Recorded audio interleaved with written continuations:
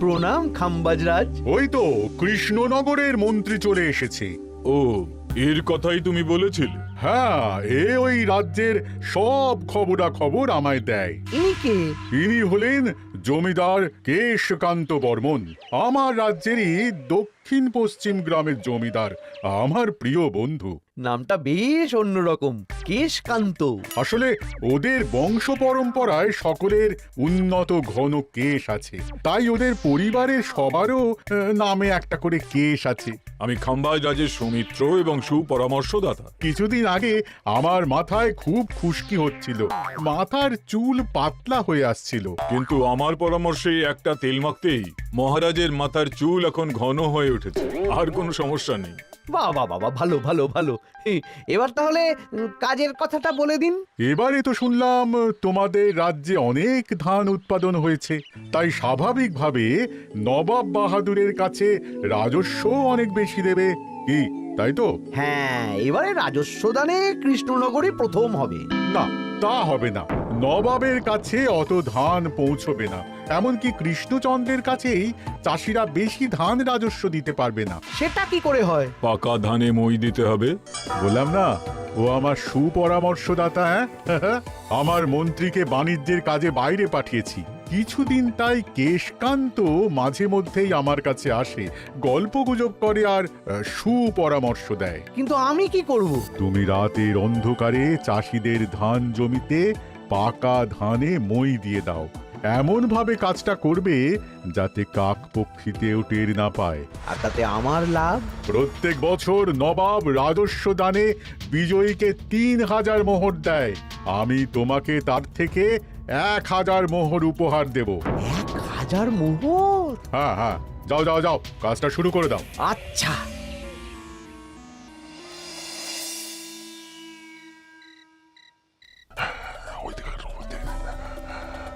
তাহলে আর দেরি কেন? মন্ত্রী মশাইয়ের কথা মতো কাজ শুরু কর। হ্যাঁ হ্যাঁ, চল।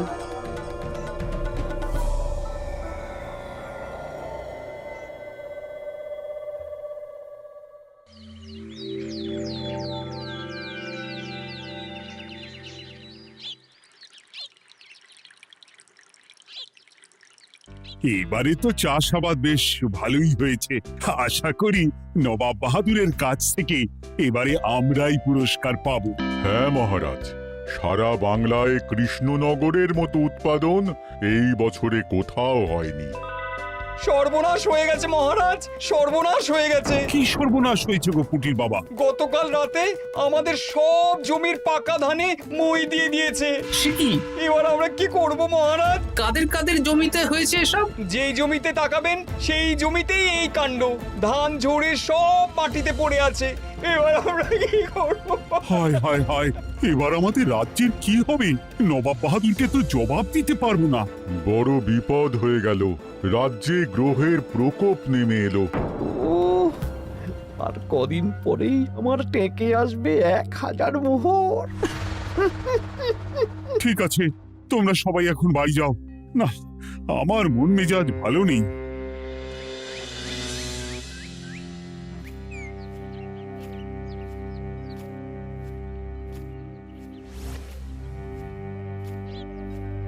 ওগো, তুমি শুনেছো কি হয়েছে? পুঁটির মা হাউ হাউ করে কাঁদছিল গো।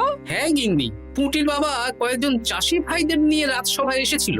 শুনলাম রাতারাতি কে বা কারা চাষ জমিতে পাকা ধানে মই দিয়েছে। কত বড় সর্বনাশ হয়ে গেল বলো।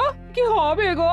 কি যে হবে ভগবান জানে। বলি, তুমি পারলে না পুঁটিদের একটু সাহায্য করো। হ্যাঁ, আমি মনে মনে ভেবেই রেখেছি বুঝলে, এবার বেতন পেলে পুঁটিদের বাড়িতে মাসোহারার জিনিসপত্র দিয়ে আসবো। নবাব বাহাদুরের কাছে মহারাজ খাজনা কিভাবে দেবেন? সেটাই তো বুঝতে পারছি না। আপনি এত চিন্তা করবেন না। রাজবাড়ির ভাড়ার থেকে আপাতত কিছু বস্তা ধান পাঠানোর ব্যবস্থা করুন।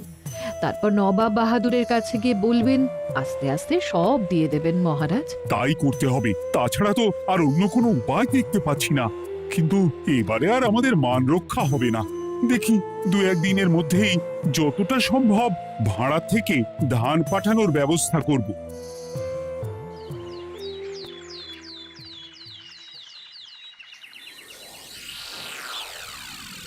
এই বছর 10,000 বস্তা ধান রাজস্ব এসেছে খাম্বাজ রাজ্য থেকে, 7,000 বস্তা ধান এসেছে বর্ধমান রাজ্য থেকে, আর মাত্র 100 বস্তা এসেছে কৃষ্ণনগর থেকে। তাই এই বছরের বিজয়ী রাজ্য হচ্ছে খাম্বাজ রাজ্য। খাম্বাজ রাজ্যের রাজার হাতে 3,000 মোহর উপহার হিসেবে তুলে দিচ্ছেন। আর কৃষ্ণচন্দ্র, তোমার রাজ্যের এরকম হাল কেন? এবারে আমাদের সমস্ত রাজ্যের পাকা ধানে কেউ বা কারা মই দিয়ে দিয়েছে। সেসব তোমার মাথা ব্যথা। আমার ধান কোথায়? 100 বস্তা ধান রাজস্ব, কম করে 800 বস্তা ধান রাজস্ব দেওয়ার কথা, কিন্তু তুমি তোমার কথার খেলাপ করেছো। এই বছর আমি নিরুপায় জাহাপানা। আমিও নিরুপায়। হয় তুমি আগামী 1 সপ্তাহের মধ্যে আমাকে 5,000 মোহর দেবে, নইলে নইলে কৃষ্ণনগরের সিংহাসন থেকে সরে যাবে। এত বড় শাস্তি দেবেন না নবাব বাহাদুর। আপনি অন্তত মাস 6 সময় দিন, আবার ধান চাষ করিয়ে আপনাকে প্রাপ্য ধান দেওয়া হবে। বেশি কথা বলছো কৃষ্ণচন্দ্র।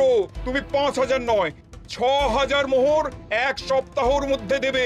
বেটা গোপাল বেশি পাকা, অত কথা বলতে কে বলেছিল? গোপাল, এটা তুমি কি করলে? হায় হায় হায়! সর্বনাশের সময় যখন ঘনিয়ে আসে তখন বিপদের ওপর বিপদ এভাবেই আসে। আমার পাওনা। আরে এখন না, এখন না, তোমাকে পাঠিয়ে দেব। ওই দেখুন, খাম্বাজ রাজের সাথে কথা বলছে। এখন বেশি কথা বললে কৃষ্ণচন্দ্র আর গোপাল সন্দেহ করবে। চলুন তো দেখি ওখানে গিয়ে কি কথা বলছে। কি কথা বলছো মন্ত্রী? মন্ত্রী আমায় বিজয় অভিনন্দন জানাচ্ছিল। বিজয় অভিনন্দন তো উপহার পাওয়ার সময় জানাতে পারতেন মন্ত্রী মশাই। যাই হোক, আপনাকে তো ঠিক চিনতে পারছি না। আমার নাম কেশকান্ত, আমি খাম্বাজ রাজ্যের দক্ষিণ পশ্চিম গ্রামের জমিদার। কেশকান্ত আমার বিশেষ বন্ধু। আপনার কেশ নিয়ে বেশ ভাব দেখছি। হ্যাঁ, ওই কদিন আগে তো খাম্বাজ রাজের মাথার চুল পাতলা হয়ে আসছিল, খুশকি হচ্ছিল আর কি। তো ওনার পরামর্শে একটা তেল মেখেই তো খাম্বাজ রাজের আবার ঘন কালো চুল ফিরে এসেছে। কেশকান্ত জমিদার হতে পারে, কিন্তু ওর অর্থনৈতিক অবস্থা তাবর তাবর রাজাদের থেকে অনেক ভালো। কয়েক হাজার বিঘা জমির মালিকও, তার সাথে চুলের তেলের ব্যবসা করেও হাজার হাজার মোহর রোজগার করে। এই, এখন চুল নিয়ে চুলোচুলি না করে চলো কৃষ্ণনগরে ফিরি। এমনিতেই মন মেজাজ খারাপ, 1 সপ্তাহের মধ্যে আবার 6,000 মোহর জোগাড় করতে হবে। হ্যাঁ, চলুন চলুন।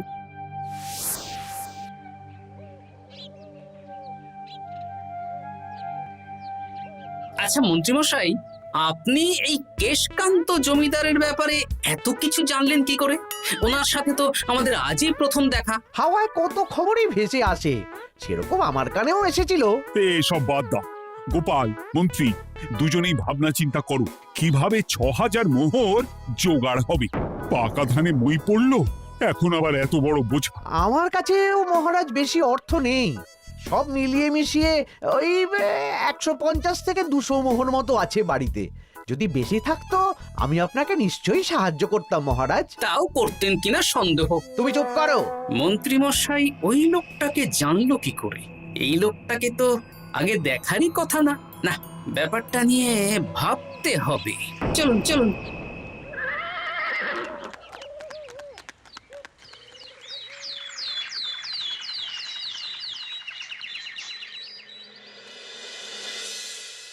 বুঝলে গিন্নি, 1 সপ্তাহের মধ্যে মহারাজকে 6,000 মোহর জোগাড় করতেই হবে, নইলে সিংহাসন ছাড়তে হবে। এখন কিন্তু আমাদের উচিত মহারাজের পাশে দাঁড়ানো। কিছু ভেবেছো কি? আপাতত আমার বিয়েতে পাওয়া আংটি বন্ধক রাখবো, আর তুমি যদি... হ্যাঁ হ্যাঁ, আমার যে দুটো গয়নাগাটি আছে ওগুলো বন্ধক রাখো, পরে আস্তে আস্তে ছাড়িয়ে নেবো খন। দেখি, বাকি সভাসদদেরকেও বলবো, যে যতটা পারে।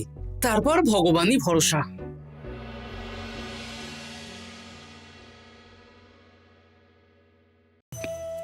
আপনি এত চিন্তা করবেন না মহারাজ। চিন্তা না করে কি আর কোনো উপায় আছে? সিন্ধুকে যা আছে তা দিয়ে 3,000 মোহর হয়ে যাবে, কিন্তু তারপর আর কি করব? এবার কি নিরুপায় হয়ে জায়গা জমি বিক্রি করতে হবে? কিছু একটা করতেই হবে। আপনি গোপালকে একবার বলে দেখুন, প্রত্যেকবার যখনই বিপদে পড়েছেন তখন গোপালই আপনাকে বাঁচিয়েছে। দেখি আগামীকাল রাজসভা শুরু হওয়ার আগে গোপালের সাথে ব্যাপারটা নিয়ে আলোচনা করব।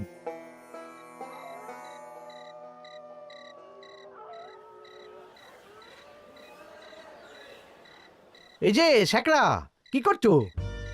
এই তো বলুন। শোনো, আমার গিন্নির জন্য একটা হীরের হার বানাতে হবে, ওই 1000 মোহরের মধ্যে। 1000 মোহরে তো হীরের নাক, কান, গলা, হাত, পা সব গয়না, এই সব গয়না হয়ে যাবে মন্ত্রী মশাই। তাহলে বানাও, এই নাও 1000 মোহর। ওরে বাবা, মন্ত্রী মশাই 1000 মোহর! এই মন্দার বাজারে এত মোহর কোথায় পেলেন? গতকালই তো বললেন আপনার কাছে 150 থেকে 200টা আছে। সে যেখান থেকেই পাই তাতে তোমার কি? না, আমার কিছু না। শ্যাকরা, আমি কয়েকটা গয়না বন্ধক রাখবো। দেখি কি আছে। এই সব মিলিয়ে এতে আমি 15 মোহর দিতে পারবো। বেশ, তাই দাও। আমি ধীরে ধীরে শোধ করে গয়নাগুলো ছাড়িয়ে নেব। হ্যাঁ, মন্ত্রীর ব্যবহারগুলো বেশ সন্দেহজনক লাগছে। দেখি, গুপ্তচরকে কাজে লাগাতে হবে। মন্ত্রীর পিছনে ছায়ার মতো লেলিয়ে দিতে হবে।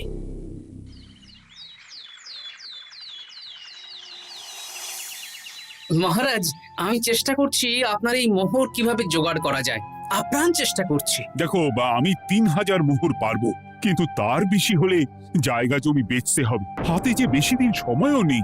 আচ্ছা মহারাজ, দেখছি।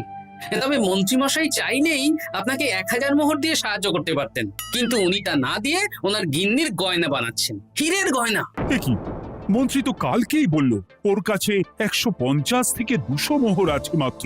1000 মোহর কোথা থেকে পেল? সে উনিই জানেন। তবে তার খবর খুব তাড়াতাড়ি আশা করি পেয়ে যাব মহারাজ।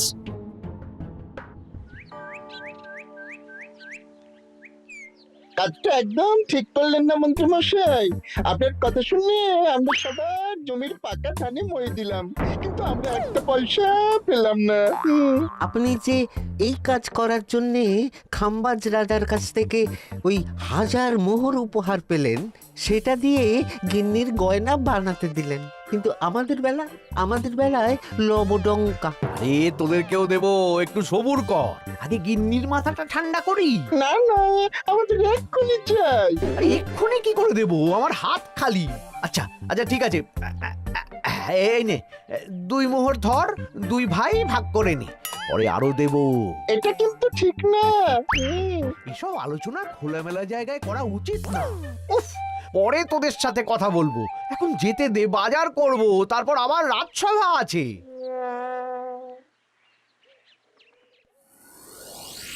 আচ্ছা, এই ব্যাপারটা মহারাজকে আর গোপাল দাদাকে জানাতে হবে।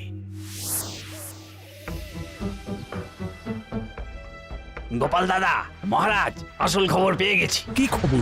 আমি একটু আগে শুনলাম। কাজটা একদম ঠিক করলেন না মন্ত্রী মশাই। আপনার কথা শুনে আমরা সবার জমির পাকা ধানে মই দিলাম, কিন্তু আমরা একটা পয়সা পেলাম না। আরে তোদেরকেও দেবো, একটু সবুর কর। মন্ত্রী, আমি না তোমাকে মেরেই ফেলবো। মহারাজ, মন্ত্রী মশাই এখানে গৌণ। উনি অর্থের লোভে এসব করেছেন, আর ওনাকে দিয়ে করিয়েছেন খাম্বাজ রাজ। হ্যাঁ, যাতে এবারে বিজয়ী হতে পারেন। তাই আপনি এই খবর 5 কান করবেন না মহারাজ। আমি খাম্বাজ রাজ আর ওই কেশকান্তর কাছ থেকে ক্ষতিপূরণ ঠিক আদায় করে আনব। কিন্তু কিভাবে? শুনুন তাহলে।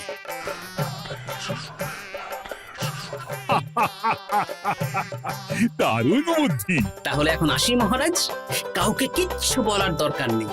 আপনি শুধু আগামীকাল সন্ধেবেলা খাম্বাজ রাজের দরবারে চলে আসুন, পারলে নবাব বাহাদুরকেও সঙ্গে করে নিয়ে আসুন। হ্যাঁ।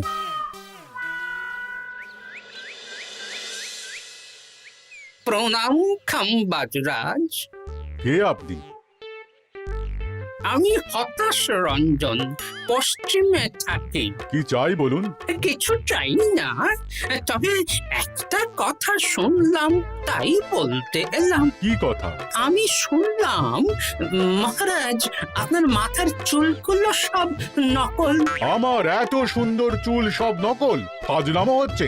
আমি যদি প্রমাণ করে দিই আপনার চুল নকল, তাহলে তাহলে কি? তাহলে আপনি আমাকে 100 মোহর দেবেন, আর প্রমাণ না করতে পারলে আমি আপনাকে 100 মোহর দেব।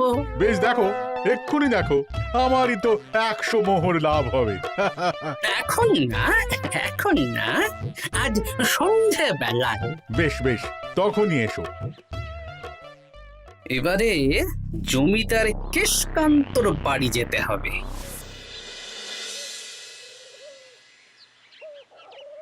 জমিদার মশাই বাড়ি আছেন? কে মশাই আপনি? না, আমি হতাশ রঞ্জন, পশ্চিমে থাকি।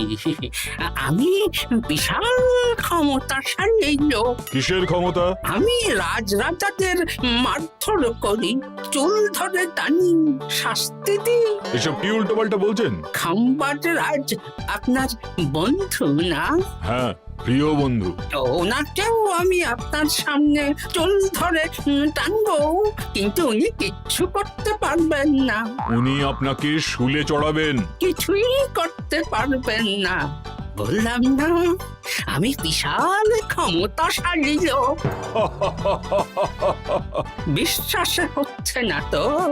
তাহলে বাজি ধরুন, 10,000 মোহরের বাজি। 10,000 মোহরের বাজি? হ্যাঁ, আজ আমি খাম্বাজ রাজের রাজবাড়ি যাব, আর আমার শক্তি প্রদর্শন করব। ওনার চুল ধরে টানা হেঁচড়া করব, ওনাকে আহত করব, কিন্তু উনি আমাকে কিছুই করতে পারবেন না। বেশ, রাজি, বাজি। 10,100 মোহর দিতে পারবেন তো?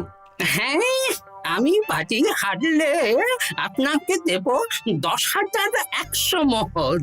দরকার হলে ওই কাগজে কলমে লিখিত পরিত করে নিন। বেশ, তাহলে তাই হোক। কিন্তু হ্যাঁ, একটা কথা, আমি শক্তি প্রদর্শন করার আগে থেকে প্রক্রিয়া চলাকালীন সময় পর্যন্ত আপনি খাম্বাজ রাজের সাথে কোনো কথা বলতে পারবেন না। বেশ বেশ।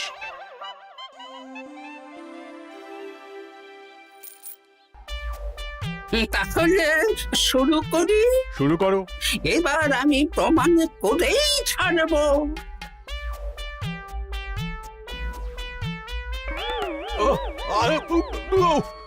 লাগছে লাগছে, বাবারে, লাগছে এই সেরেছে। লাগছে এ তো সত্যি সত্যি চুল ধরে টানছে। লাগছে লাগছে, বাবারে, বাবা। ওরে বাবা রে বাবা, কি শক্ত! এ কি, খাম্বাজরাজ কিছুই তো বলছেন না। তাহলে কি আমি হেরে গেলাম? না না খাম্বাজ রাজ, আমার ধারণা ভুল, যা শুনেছি তাও ভুল। এবার বিশ্বাস হলো তো? দাও দাও, এবারে 100 মোহর দাও। দিন কেশকান্ত মশাই, আমাকে 10,100 মোহর দিন। এ কি, ও তোমাকে 10,100 মোহর কেন দেবে? ওনার সাথেও তো বাজি ধরেছিলাম, কি বাজি? আপনার এখান থেকে বেরিয়ে।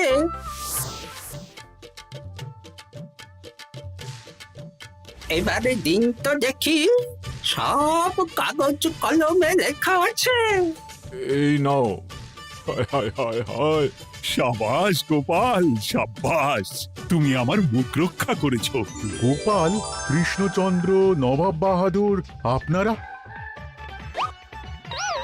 হ্যাঁ, আমি গোপাল। এটা ছাড়া আর কোনো উপায় ছিল না খাম্বাজরাজ। আপনি আমাদের মন্ত্রীর মাথা খেয়ে যে জঘন্য কাজটা করিয়েছেন, সেটা তো আর প্রমাণ করতে পারতাম না। তাই ছলে বলে কৌশলে আপনার প্রিয় বন্ধুর কাছ থেকে আদায় করে নিলাম। হ্যাঁ নয়, হ্যাঁ।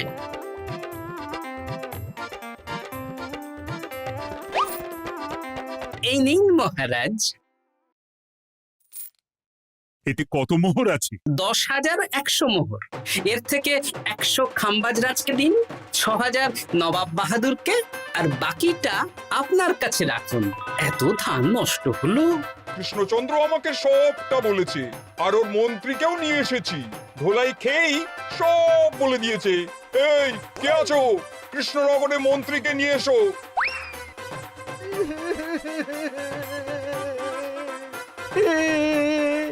মার খেয়ে আমি সব বলে দিয়েছি খাম্বাজ রাজ। উদ্ধার করে তো জাহাপানা, আমাকে ক্ষমা করে দিন।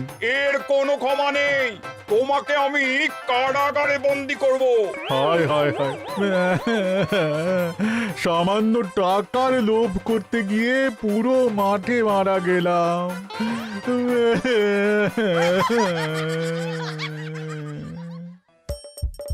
হাসির রাজা, জ্ঞানের রাজা, রসিক রাজা।